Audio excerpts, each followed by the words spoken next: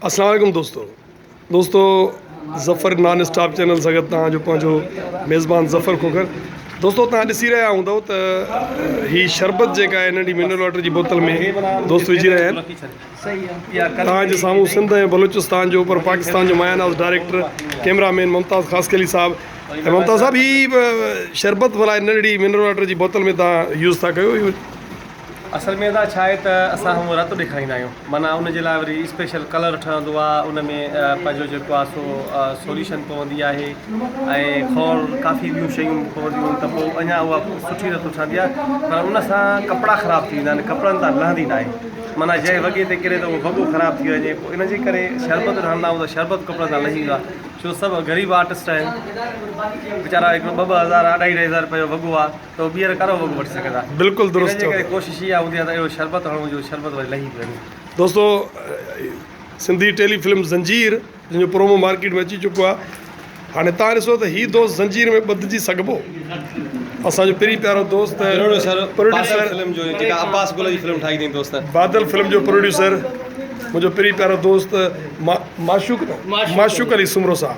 माशूक कहिड़ा हाल आहिनि? ख़ुशि आहियो? शिकारपुर पहुता हो, कीअं थो महसूसु थिए तव्हां? हा माशूक, ॿियो तव्हांजी फिल्म बादल कॾहिं थी अचे? ॾाढो भलो, पर हाणे शरबत जी पारत हुजे ईअं न त मोट ते शीशो ख़ाली ॾिसूं। सो ॾिसो दोस्तों, तयारी जारी आहे। असांजे चैनलनि जो बहितरीनु अदाकार सलीम जाफ़री साहब पुठीरो बीठो आहे, हिते धाड़ेलनि जे सरदार जो किरदारु अथसि। उनजे भरिसां यासीन जाफ़री साहब उहो हिन जे नंढे भाउ जो किरदारु थो करे। सलीम, वॾे अरसे खां पोइ फिल्म थी ठहे, कीअं थो लॻे तव्हांखे? तमामु बहितरीनु, ख़ुशी थियो असांखे। हिन दफ़े तव्हां धाड़ेल जो किरदारु अदा पिया कयो, कीअं थो लॻे तव्हांखे? इंशाल्लाह पूरो कोशिशि कंदासीं, इंशाल्लाह पसंदि ईंदो सभिनि खे। इंशाल्लाह।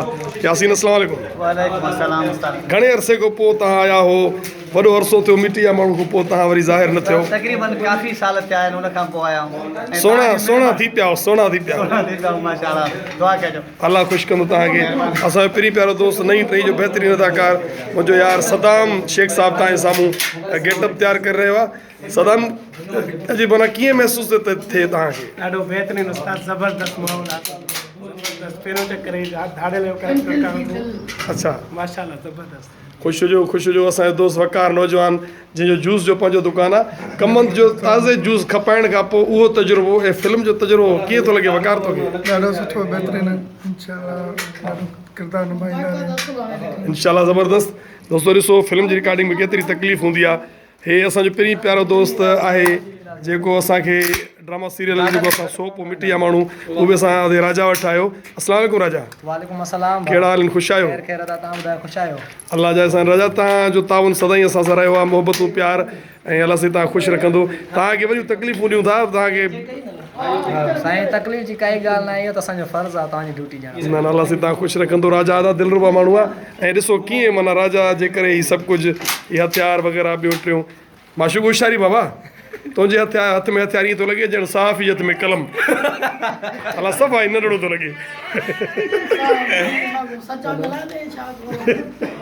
दोस्तो ही चए थो अच्छा सचा हथियार बि हलाया आहिनि तव्हां? माशूक सुमरो साहब शरीफ़ माण्हू आहे। हाणे तव्हांजे साम्हूं आहे असांजो यार ग़ुलाम हुसैन, पहिरीं प्यारो दोस्त आहे। धाड़ेल आहे लेकिन हिन महिल हाजी थो लॻे, छो त अच्छा कपिड़ा पाया आयो आहे। ग़ुलाम हुसैन, ख़ुशि आहियो? सदाईं आबाद हुजो। तव्हां माना असांजी टेलीफिल्म ज़ंजीर में धाड़ेल जो किरदारु अदा करे रहिया आहियो, कीअं थो लॻे तव्हांखे? हाणे इंशाल्लाह जल्दी सेट ते हलंदासीं, उते वरी तव्हांजी अदाकारी बि ॾिसूं था।